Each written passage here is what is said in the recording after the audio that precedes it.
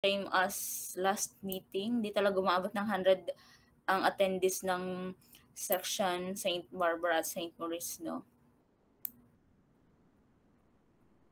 Okay, so let's start mga kapatid. Before we formally start our session, di ko kayo marinig. Di ba ako marinig mga kapatid? Narinig po, ma'am. Okay. Oh, so baka sa signal mo yun, Christine. Okay, so let's start. Before we start or formally start our session for tonight, please somebody lead us the prayer. Anyone? Yes, Era? Okay po. Okay, classmates, let's bow our heads and feel the presence of our Lord. Heavenly Father, we come to you today in prayer, asking for your guidance and wisdom as we begin this online class. Help us to stay focused and attentive as we learn and grow together. Give us the strength to stay motivated and the courage to ask questions when needed. We thank you for the opportunity to learn and grow in knowledge. May our minds be open to new ideas and our hearts be filled with understanding. In Jesus' name, amen. In the name of the Father, the Son, and the Spirit. Amen. Okay, amen. Okay, thank you, Era. Okay, so I hope sa mga next session natin, iba naman na mag-lead ng prayer. So, prepared for your prayer if you're not ready for impromptu. Okay, please just bear with my voice because I am currently having my first stage of, I think, siguro lagnat na susunod dito. Ang sakit ng throat ko. Siguro sipon ubo na susunod. Okay. Bear with my pag-ubo-ubo mamaya. Excuse me.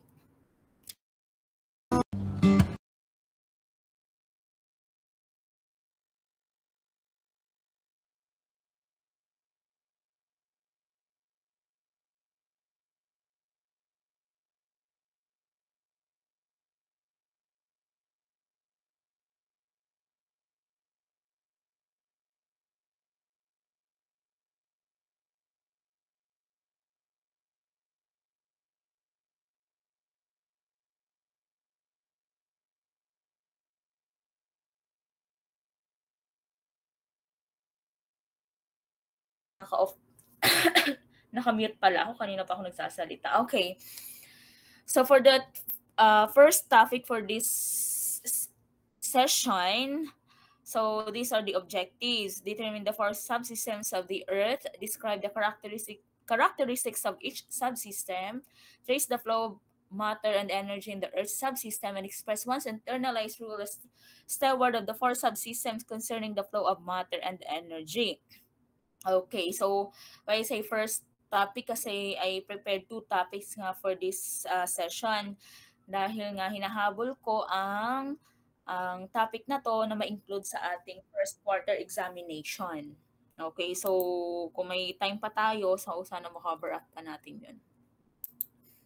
Okay, so before we start to our topic, I want you to have some sort of review lang.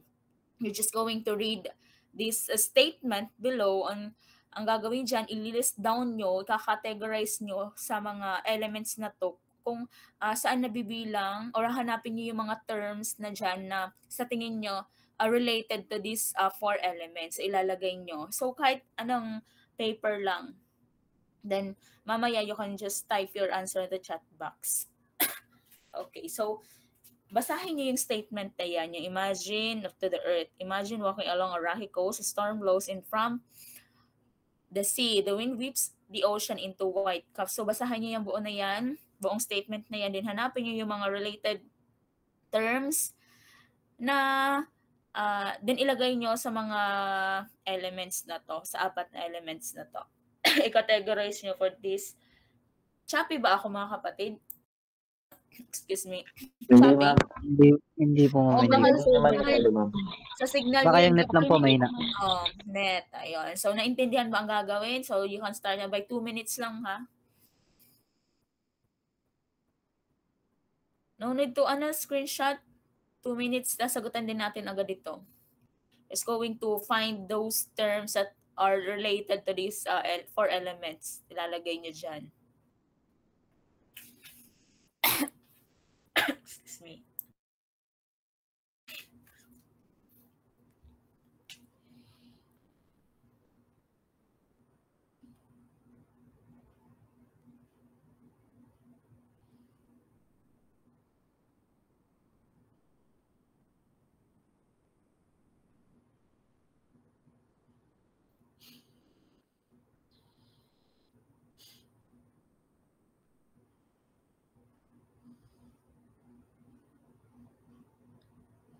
So I guess, tapos na ba?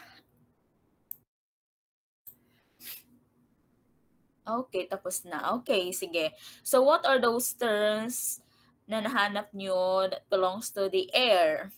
Sige nga, ano ba yun? Can put it in chat box. Yun, blow, terms, okay. Ano pa? Air.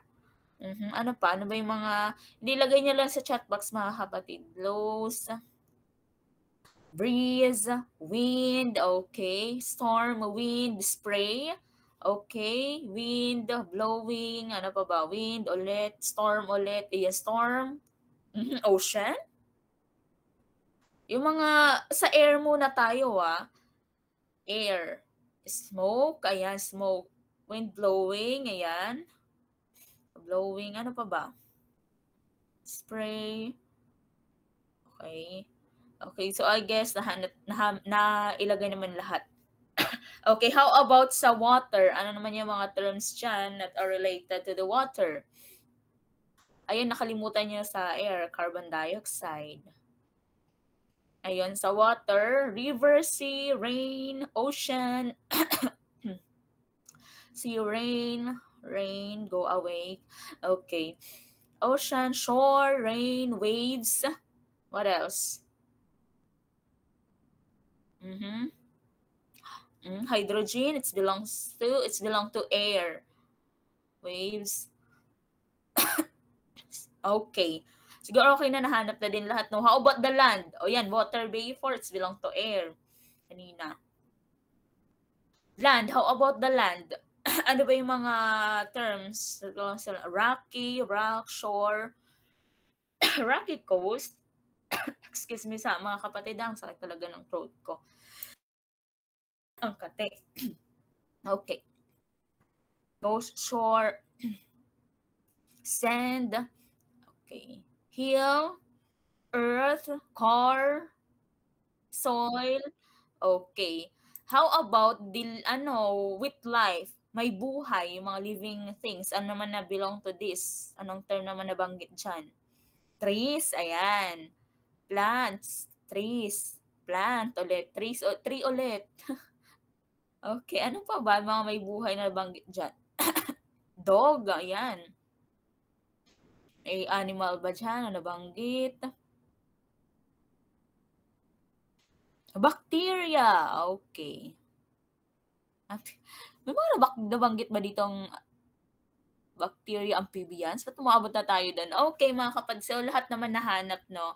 Okay, so that's great. So, ngayon alam niyo na ano ba yung mga features, ano ba yung mga processes, ang mga characteristics when we say, kung pinag-uusapan natin yung air, water, land, at life. Actually, may mga specific na tawag sa kanila. Sila ay nasa isang system. Okay. So now, what is a system pala mga kapatid? What is a system?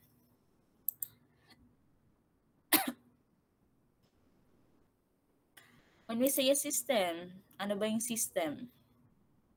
Diba, inag-usapan natin last session about the solar system. Okay, ano ba yung system? We have organ system.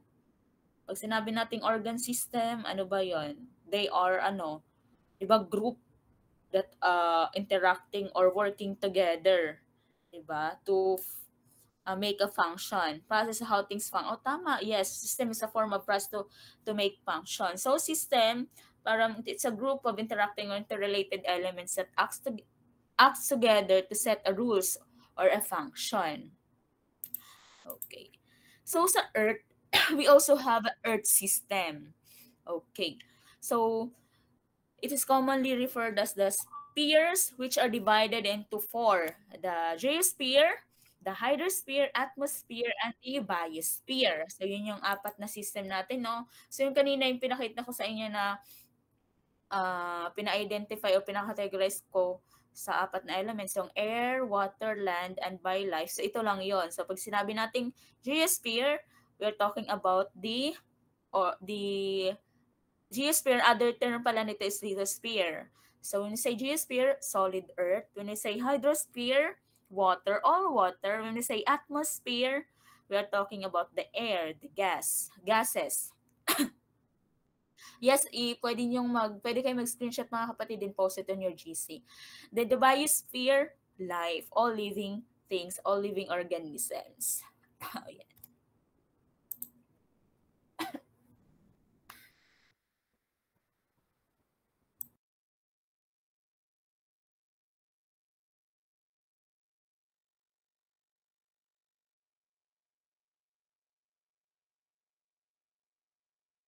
Ma'am, naka-mute po yata kayo, ma'am. Okay, thank you, thank you. Yun, but I don't know ba't palaging na-mute itong aking laptop. Thank you. Okay. So, excuse me.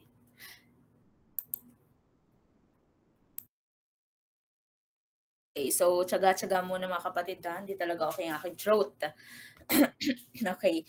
So, Earth, when say Earth, diba? Sa ating previous discussion, Earth is the only planet in the solar system that can sustain light due to its different characteristics. So ano-ano nga ba ulit yung mga characteristics na yun that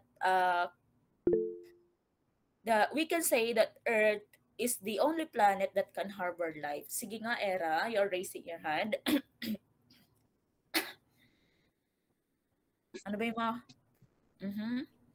Number 1 po, ma'am, temperature. Number 2, water. Number 3, atmosphere. And number 4, energy. Okay, tama. So those are the factors or the characteristics of Earth that enables the planet Earth to harbor life. Okay, may mga nagjo-join pa. Distract tuloy ako. Oh, yan.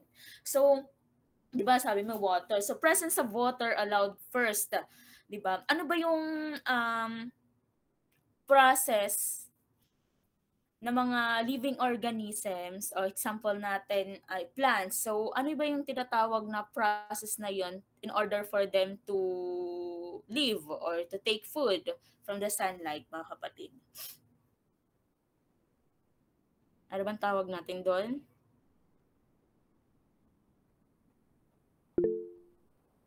Okay. I-type na lang agad or open agad ng mic din sabay close. Energy. Photosynthesis po. Okay, photosynthesis.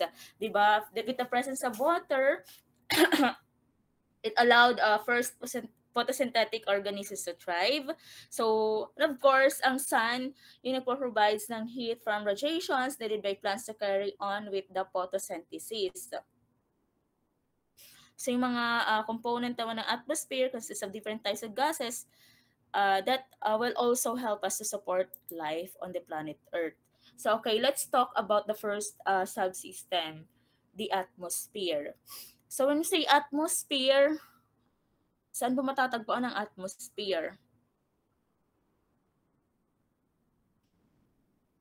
Pag sinabing atmosphere, anong unang pumapasok sa isip nyo? Is it water? Is it air? Is it gas? Air, gases, di ba?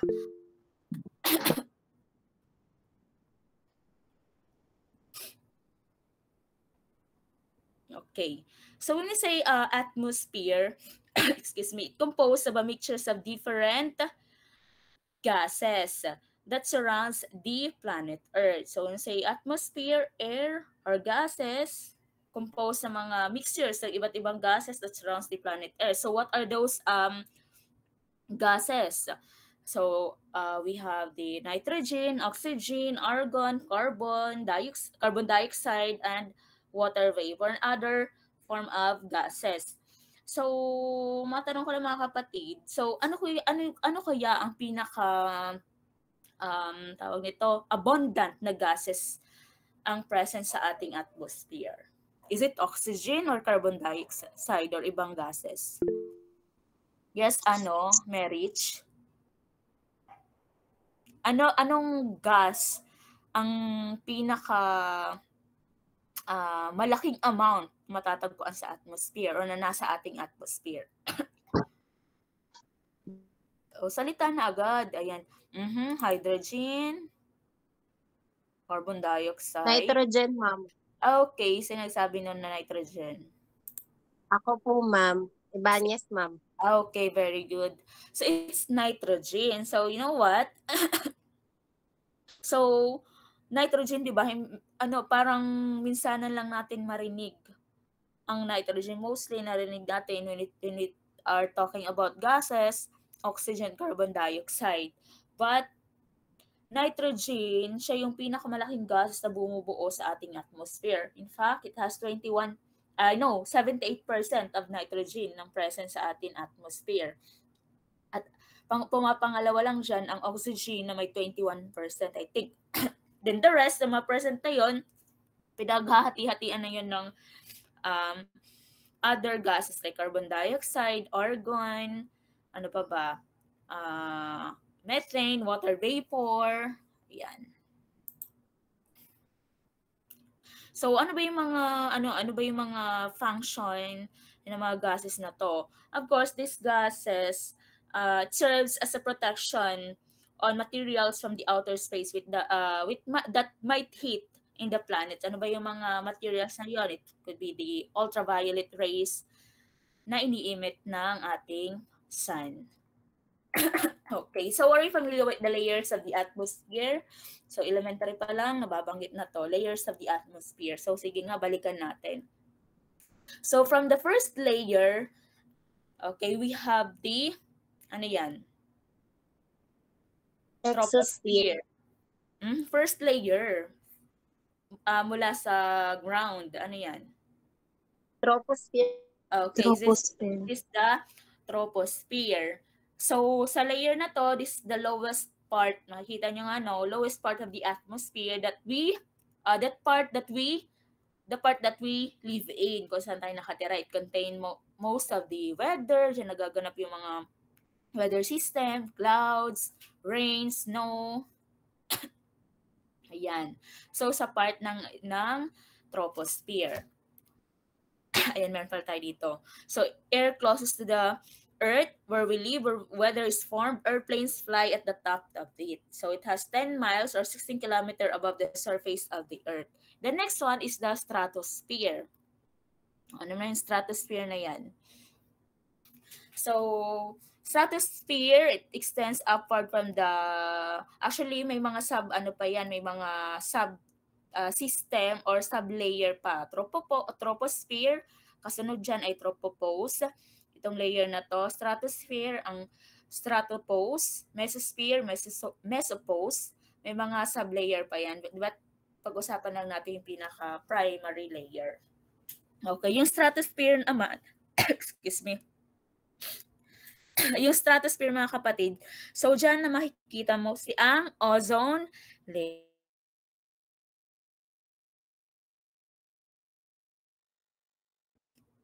Nag-mute ko yata, ma'am. Hindi ako nakamute. Nakamute ba? Hello? Hindi po, ma'am. Hindi, ma'am. Okay na. Well, are you familiar with the ozone layer, mga kapatid?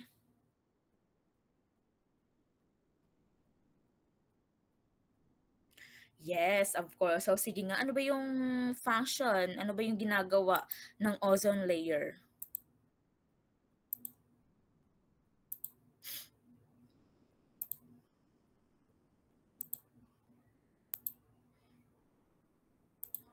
Okay. Ano ba yung function ng ozone layer?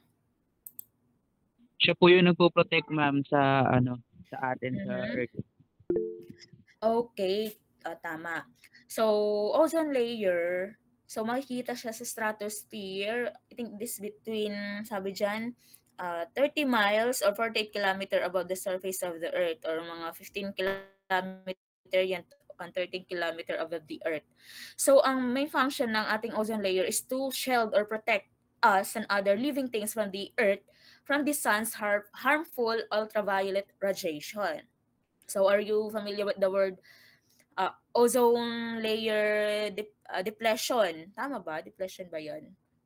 So, pag sinabi nating ozone layer depletion, ibig sabihin pagnipis or unti-unti pagnipis ng ating ozone layer, which could have the serious effects on human health and the environment, di ba?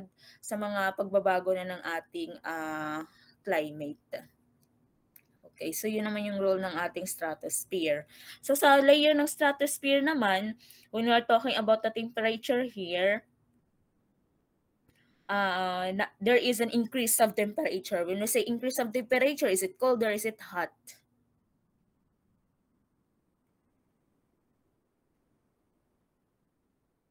Mga kapatid, is it cold? Increase in It's hot, ma'am. Okay, it's hot. Okay, so when we define temperature, it's just talk about how if it is increasing or decreasing. When say increasing, hot. When we say decreasing, ito tawag nito, papunta siya sa coldness, di ba? Okay, so when say increasing, mainit ang temperatura sa layer na to. So bakit? Dahil sa layer na to, napakalakas ng absorption ng ultraviolet radiation na galing sa araw.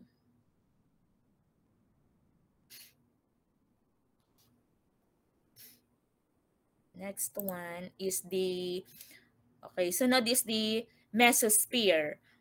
So, ang ozone layer, yung stratosphere, sinabi natin dyan, sabi ko, ang temperatura dito ay napakainit. Pero bakit dito sa mesosphere naman, ang temperatura ay coldest layer? Ibig sabihin malamig ang temperature ng mesosphere. So, why is it so? Bakit nangyari ito?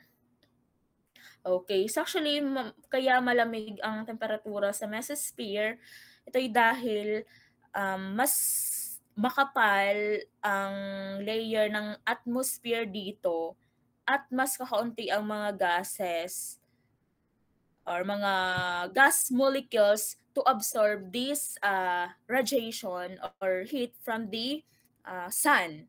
Kaya medyo mas malamig ang layer ng ating mesosphere.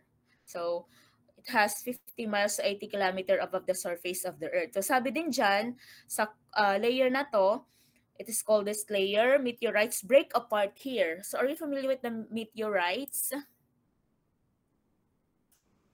And by the way, so what is meteorites? Meteoroids. So, alam ko medyo tayo dyan, no? Hindi natin alam kung ano talaga yung totoong tawag. Is it meteorites, meteoroids, meteor, shooting star? Actually, okay, when we say yung meteors na yan, yung shooting star na yan, meteoroids ang tawag dyan, na isa sa mga celestial bodies na matatagpuan sa ating solar system.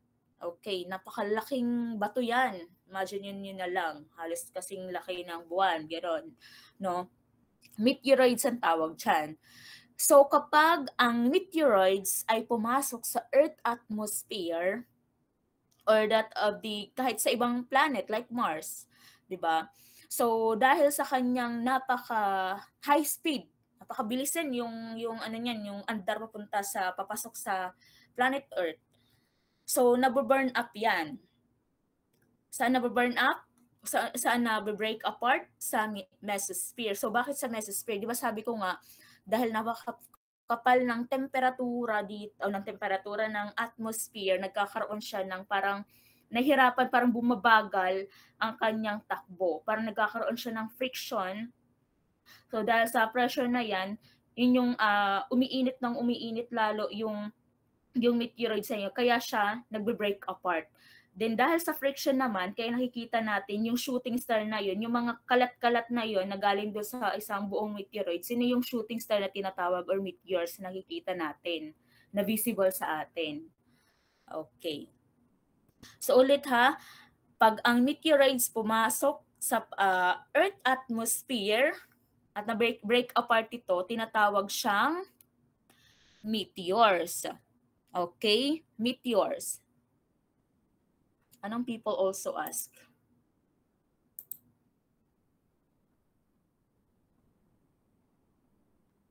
May nabasa akong people also ask. Okay, dito. Okay.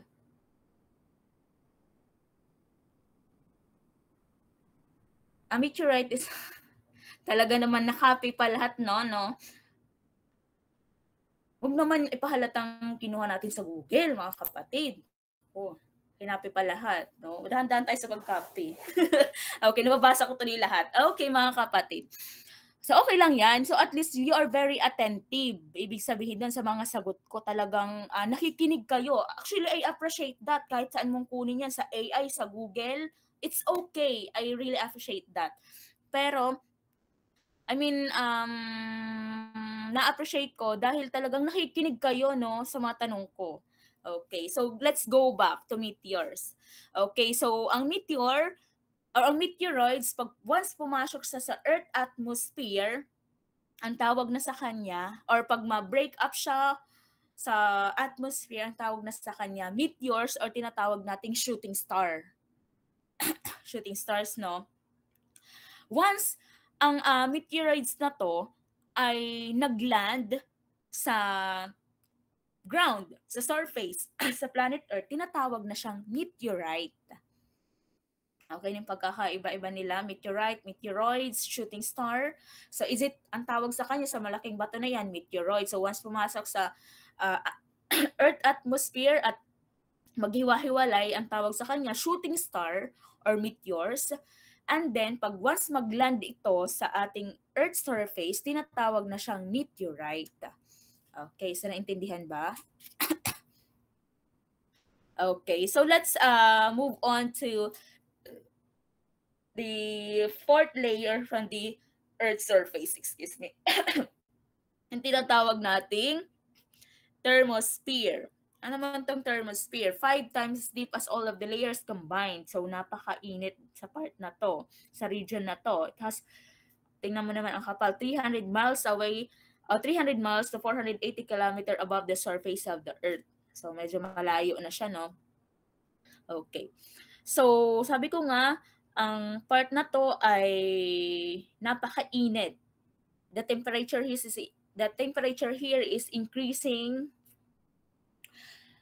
that caused by the absorption ng energetic ultraviolet and X-ray radiation from the sun. So dahil mas malapit sa sun at medyo hindi makapal ang kanyang atmosphere dito, kaya napakainit na ng part ng layer na to. So imagine 2,000 degrees Celsius. Ano ba yung boiling point ng water natin? Is it 100 lang, di ba? So kung hawakan mo yung 100 degrees Celsius na yan, compare mo kung hawakan mo yung 2,000 degrees Celsius. So ganun kainit, no? Sa part ng thermosphere.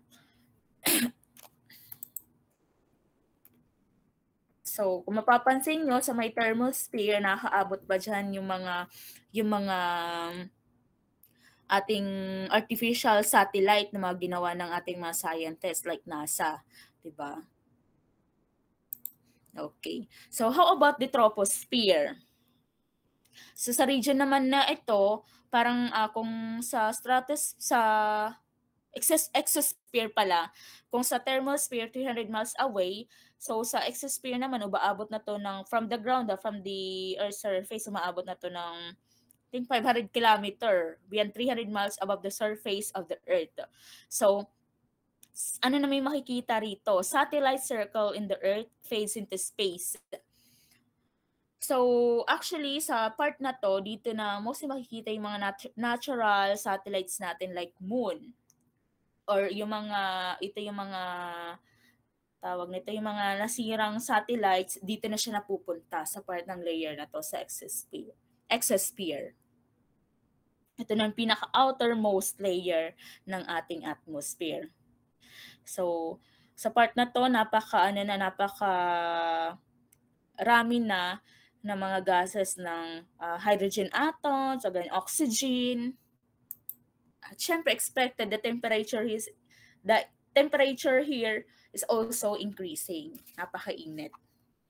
Okay. So this atmosphere, this the thin life-giving gases in the envelope of the Earth. Its composition is divided into major components like the nitrogen and oxygen.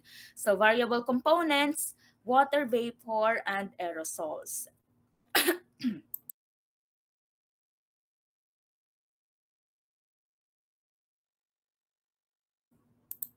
Okay, ayan. So, pinakita ko lang, no? So, imagine ha, itong ating pie chart. So, nitrogen yung 78%. Tingnan ko na-cover niya sa ating atmosphere. Ang oxygen, 20.95 or almost 21%. Yung kaunti dyan, yan na yung ibang mga gases like hydrogen, krypton, methane, helium, neon, at carbon dioxide. Pero sa napakaliit na natira dyan, carbon dioxide pa din pinakamarami. Okay, ano ba yung mga features that can be found in the atmosphere? Okay, we have clouds, weather, aurora borealis. Alam ba yung mga aurora borealis? So, ito yung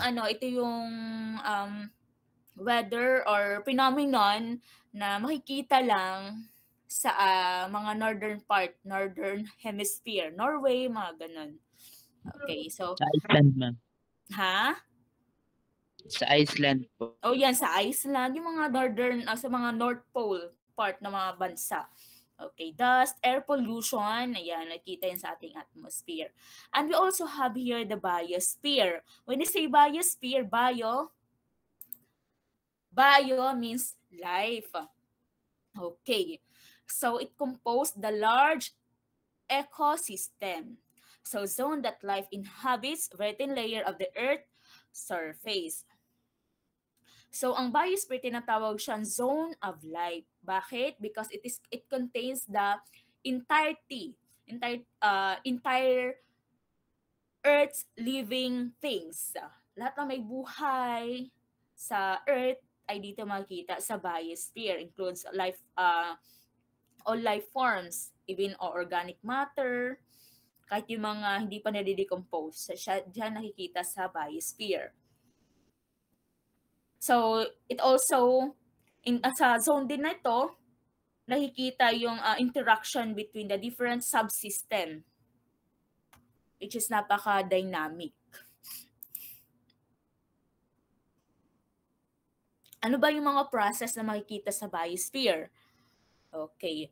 So, dito nangyayari yung photosynthesis, di ba? Alam niyo na kung ano yung photosynthesis process. Ulit mga kapatid. Okay, it is the process where the plants, parang tinatransform ang energy coming from the suns into their food.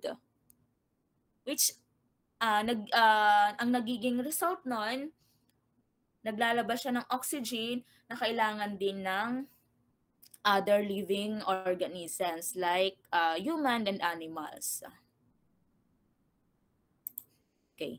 And also have the carbon cycle at nitrogen cycle. Okay. So dito sa biosphere natin makikita ang mga process na to. When we say nitrogen cycle, ano naman to?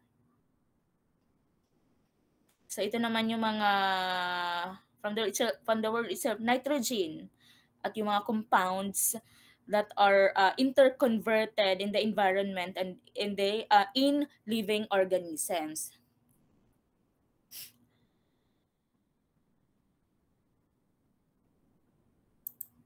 Okay. Last one is the geosphere. Hindi pa last one. Wala pa pala yung isa, yung hydrosphere. Geosphere. Ano naman sa geosphere, mga kapatid? Okay. Sa geosphere naman, we're talking about here. Excuse me.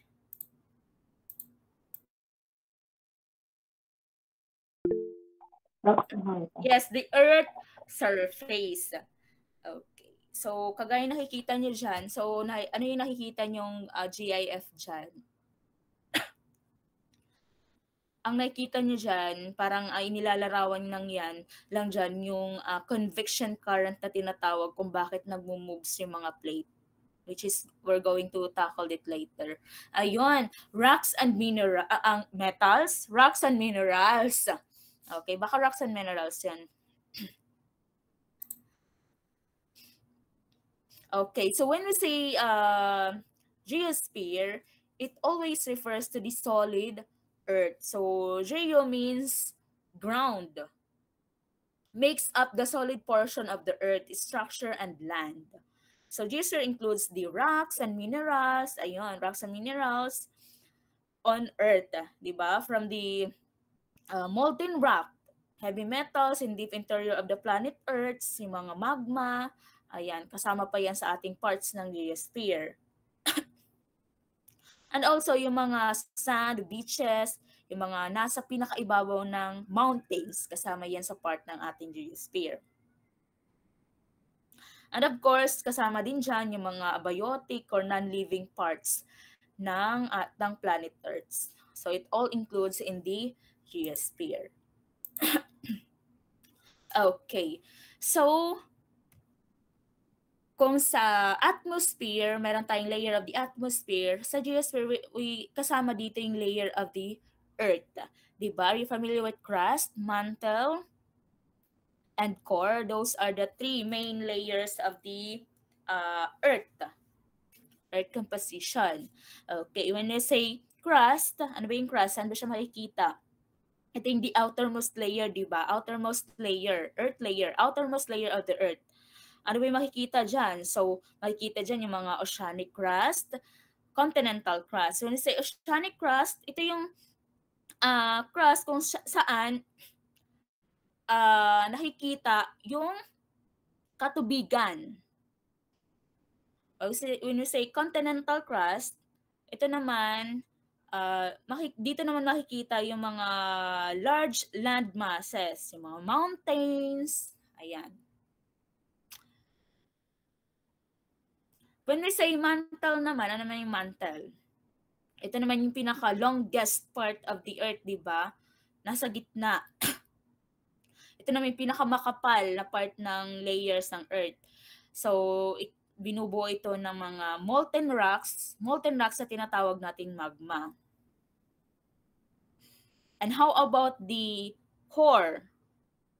Ito naman yung pinakagitna, pinakadulo ng layer parts ng layers ng ating planet Earth. Okay. So ano naman makikita rito?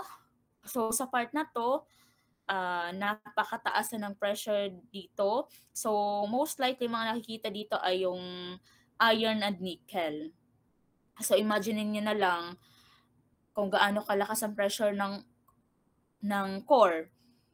Yung isang heavy metal, yung pinaka-strong talaga na metal kayang i-crumpled lang yan na parang papel kung ihulog mo siya sa may core part.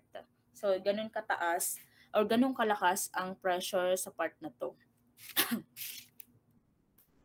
Ayan. So, another one is the hydrosphere.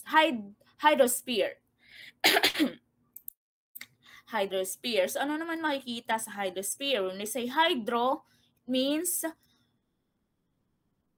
Tubig. It means water. Okay, the totality of Earth's water. Katubigan. Ayan. So, sabi nga, how many percent of water are present in the planet Earth? 80%. How many percent? 71%. Diba? Imagine, sa planet Earth, most of the elements ang pinakamarami dito, water, 71%. So yung remaining percent, land. Diba? So hydrosphere, Earth is called the blue planet. So bakit siyang tinawag na blue planet? Of course, kung titingnan mo to from outer space, talagang blue ang color niya or most nakikita natin sa mga picture dahil 71% nga nito ay katubigan because of water component. Ayun. Water in Earth is unique because it naturally exists in 3 phases. So the hydrosphere makes up 71% of Earth's surface and most of it is salt water found in the ocean. So ang iba, yung mga fresh water coming from different sources. Ano ba yung mga features na makikita sa hydrosphere? We have here the ocean, river, and the iceberg. Iceberg is considered as part of the water. Kasi pag matunaw yan, tubig naman yan. Ano ba yung process naman na nagaganap sa ating hydrosphere? We have here the hydrologic cycle and the ocean circulation. Okay. And now, so do you believe that these four subsystems are interconnected to each other? So why? Bakit sinabi siyang they are related to each other, interconnected to each other? Bakit ang subsystem na to, or can you give examples that stated or naipapakita na ang apat na subsystem na to are interconnected to each other? Sige nga. Yes, Maria, you are raising your hand.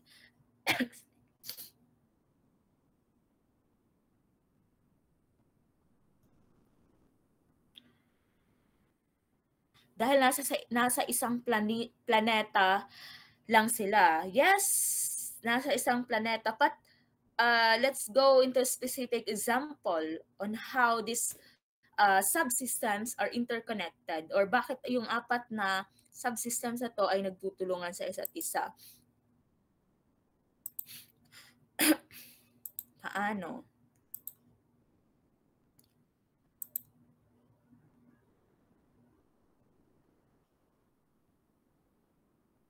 Okay. Anyone who wants to explain? They work together to influence the climate. Okay. Ano pa? Specific example. Okay, sa climate natin. Yes. Sana yun? Isang sample na yon. So, balikan lang natin ha. When you say, di ba, atmosphere, it contains all of the air in the Earth system. Di ba? Nasa upper portion of the, ano siya, ng part ng Earth, yung atmosphere. When you say the biosphere contains all the planets, living things, mga buhay. Biosphere. When we say the hydrosphere naman, it contains all the water of the planet which exists probably in solid, liquid, or other gas forms. Ganon. And pag sinabi natin geosphere, contains all the solid land of the planet crust. Okay? So, are you familiar with the movie Encantadia? Parang ganito lang yan. Parang ganito lang to yung mga elements nila. Si Amihan, si Hydrosphere, si Elena ba? Elena ba yun? Si Hydro, si Amihan, si Atmosphere, si Perena ba? Perena. Tama. Siya naman sa Geosphere. At sino pa ba isa na yun? Si Danaya? Danaya? Parang ganun. Siya naman yung mahawak ng Biosphere. So, those elements. Okay, but let's go back to my question. So, how are they interconnected to each other? So, di ba? So, ano ba yung pinaka-primarily source natin ng energy? Di ba? Sun. Sun, di ba?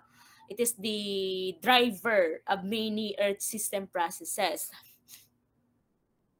So, ang energy ay nagflow into the atmosphere and heats this system up to, it also heats up the hydrosphere and the land surface of the geosphere and fuels many processes in the biosphere. So those are one of the example ng kanilang pagkatutulungan. So most Earth events, sabi nga niya yung climate, sana yan sa example na nagpapakita ng pagtutulungan ng mga subsystems na to. So, most Earth events involve interaction between multiple spheres or subsystem. So, ano bang halimbawa natin? For example, rain. Diba? Rain. Pag sinabing rain, it is the movement of water.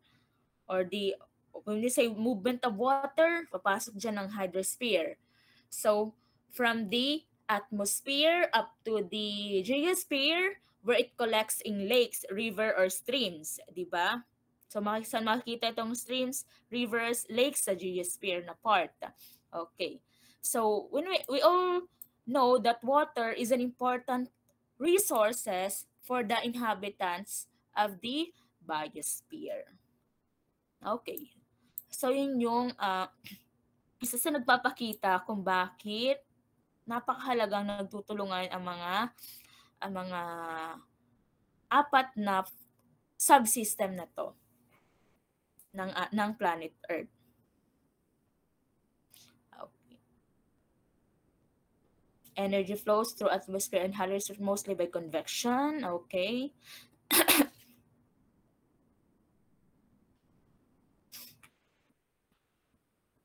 So, we only have 5 minutes na lang, no? Hindi na kaya. Actually, ang next topic sana natin para medyo mapag-aralan yun na. Ito yun, no? Rocks and minerals. Kasi hindi na ata tayo abutin kasi napakahaba na ito eh. 60 slides, imagine that. So, hindi nakakayanin. I Tapos think, na lang po, ma'am. sa ano na lang to, mag-ano na lang kayo, advanced study about this topic sa weekdays. Sana. Kasi sa Saturday, wala tayo eh. May ibang schedule kayo. So, itatry ko sa weekdays, gabi naman. So, try mag-join para ma-discuss pa natin ito. Okay. So, for now, may papagawa na lang muna ako sa inyo for this topic. Ayan. Paki-screenshot na lang mga kapatid. Yung mga activities pala, hindi ko pa ba na-discuss sa inyo o naibigay sa inyo yung Facebook group? Wala pa po, ma'am. Okay, sige. So, same din yung same din ng submission. You're just going to post it in the comment section. So, alam ko kung kopya yan kasi binabasa ko yan. So, alam ko pag ipinost nyo sa comment section, makikita ng lahat, pwedeng kopyahan. Pero no, makikita ko ba rin kung kopya yan? Binabasa ko kasi. Then pag mag-submit kayo dun sa comment section, please put your name, your section, and your strand. Okay. So, dito explain ko lang sa madalian, no? Anong gagawin nyo sa activity na to? You're going to put it on yellow pad or bond paper, kahit saan. So, what can I do? Parang in my environmental to-do list lang to eh. So, babasahin mo yung statement na to. Sabi dyan, the human population has increased rapidly since the 1700s. For most human history, there were fewer than 500 million people on Earth. In mid-2009, 67 billion people inhabited our planet. Because of this, extensive population is everywhere. As a student, what can you do to save not only a particular system, but the Earth itself? Excuse me. So, ang gagawin nyo as student, as an individual, who was once benefited by the planet Earth, ano ba yung tulong na magagawa nyo para ma-save ang mga system na pinag-aralan natin? Diba? Para mag-continue pa din yung kanilang function sa ating planet Earth. Ayan. Okay, may environmental to-do list. Siya, ilalagay mo yan. 5 lang mga kapatid. Next one, ito. Connect me spheres. So what I'm going to do here is to analyze the interaction of the spheres after the onslaught of the Taal volcano. You're just going to answer the questions that follows. Use a sheet of paper for your answer. So ganun pa din, bond paper or yellow pad. So ano yung tinutukoy na event dito? It's the eruption of Taal volcano. So yung event dito So sa nangyaring Taal volcanic eruption, ano ba yung mga naging epekto nito sa mga subsystem na to? Okay. So ang unang question diyan, what sphere caused the events? So ano sa mga subsystem? Pag sinabi nating sphere, subsystem 'yon. So what subsystem caused the event? So sa nangyaring Taal volcanic eruption, ano ba yung subsystem ang may kinalaman dito? Is it the bio ba? Tao? Atmosphere ba? May kinalaman dito or may kinalaman dito ang hydrosphere or may kinalaman dito ang geosphere? Ayan. Yun lang, sagot nyo. Number 2, what are the effects of of the events on one or more spheres? So ano naman yung mga naging epekto excuse me, ng Taal volcanic eruption sa mga spheres na to, sa mga subsystems na to? And what is the global implication of the event? So ano naman yung mga naging epekto nito globally? No? Sa tao man yan, sa environment man yan. Okay, sa buong mundo. Ano ba yung naging epekto ng Taal volcanic eruption? Global implication. So yan, naintindihan? Okay. So napapansin nyo, ang mga pinapagawa ko sa inyo, more on hindi siya yung i-research mo talaga. Parang ang sagot mo dito, nakadepende sa'yo. Parang more on reflection answer ang ilalagay mo dyan. Yung mga pinapagawa ko sa inyo, since, ano ba yun, session 1, more on reflection, activity. Okay. Kung saan maaari mong makita sa internet, pero sasagot mo naman yan sa sarili mo. Hindi mo na kailangan ng internet ni AI. Okay. So naunawaan mga kapatid. Okay, so mamaya baka na-post ko na yung Facebook group. Hindi ko pala na-send sa inyo. So yun lamang. So see you next or weekdays para mai-discuss ko naman yung topic na dapat actually discuss ko pero ni Kaya dahil mas maraming slides to. Mas mahabang topic ito. Baka weekdays, ko na lang, mag-update na lang ako sa inyo sa schedule. Gabi naman, ay mas classroom, gusto nyo ba ang Google Classroom? Kasi ang iba mga kapatid, they cannot access the Google Classroom. Bakit? I-install pa nila, yung iba kasi, phone, alam mo naman, medyo hirap or medyo hindi kaya ng storage. Pero sige, kung magagamit tayo ng Google Classroom, sa isang iba, alam naman, no worries. Pero yung iba kasi na hindi pa alam, kailangan natin mag-orientation regarding that.